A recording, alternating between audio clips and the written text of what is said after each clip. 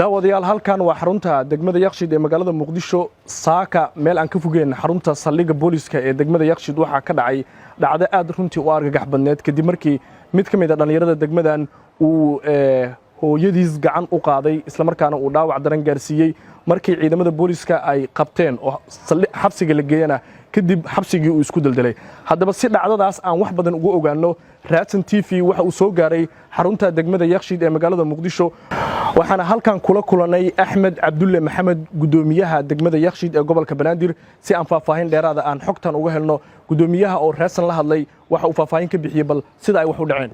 mahadsantiin Raadsan TV saakay waxa dhacay dhacdo oo si hadii loo fiirina aad u xanuun badan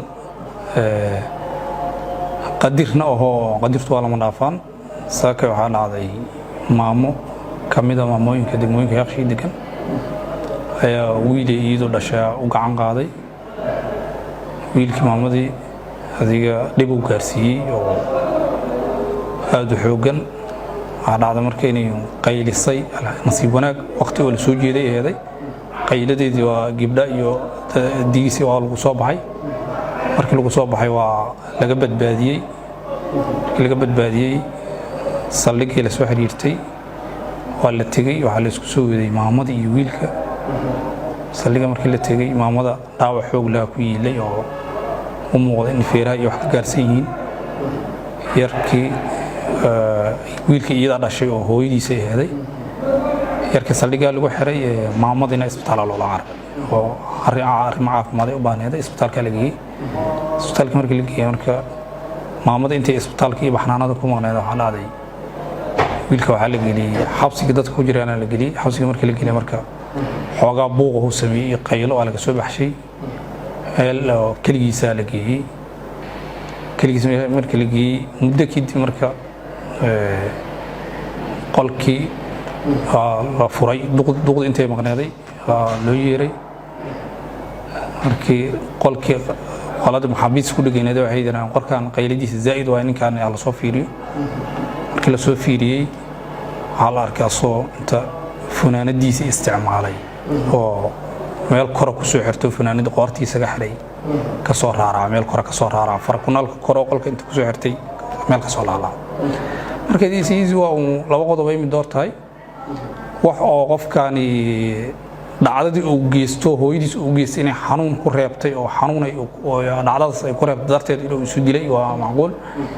in wax jirkiisa ku jira ama caafimaad ahaan ugu jiraan ama daraagisaan ugu jiraan wax jirkiisa ku jira oo wixii tuqda ku qasbay inuu hooyadiis dilo wixii ku qasbay in haddana ku geeyeen inuu istilana waa labaysa waa labadaas oo dhacdo mid door isu dili kara haddii uu ogaal ku yimid oo isleeyahay dibkii hooyadiis oo dib inuu xanuunsaday ee xanuun ay ku qaatay inuu hooyadiis u gacan qaado oo dibkaas isbitaalkaas uu geli oo feerahiyad wax gaarsiiyay oo 9 bilood feerihi ku soo qaado oo wax gaarsiiyay in xanuun arintaas ku reebto inuu isu dilo macquul in wax jirkiisa ku jira ama caafimaad ugu jiraan oo ku dhashay ama daroog ahaan ugu jiraan ay ku keentana waa laga yaabaa labada sababood mid oo isu dilay arinta dheeraad markii CAD loogu yeeray maamadina baawra loo diray isbitaalka waa laga soo waday CAD maamadii la soo keenay maamadii nasiib wanaag markii meeshii la keenay wiilkii aragtay waxay tilmaameen anaka soo duuganayna waa waxada oo saldhigu oo doonay oo inta dacwo loo keenay la doonana ma wax ehelku inta yimid uu yiri la kala badbaadinay marka waxay qorsheyn wuxuu ahay si guud in maamada markii la soo daaweeyo ehelka la warsado in maxkamad la geeynayo in dhaqan calin la geeynayo go'aanka laga gaarayo qaybay ka aheeday haddaba si qayb uga aheed maamuday qayb ka ahaayeen haddana isla qaybtii ka qaateen oo qaybtii ugu wanaagsan ay ka qaateen in midkii soo aasan wax kale oo culays kama jiraan waa intaas dhacdo meesha ka dhacdo maasantii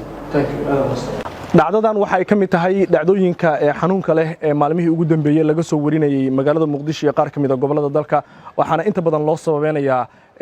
in dadka falalkan geysanaya qaarkood ay aad u isticmaaleen waxyaabaha maanka dooriya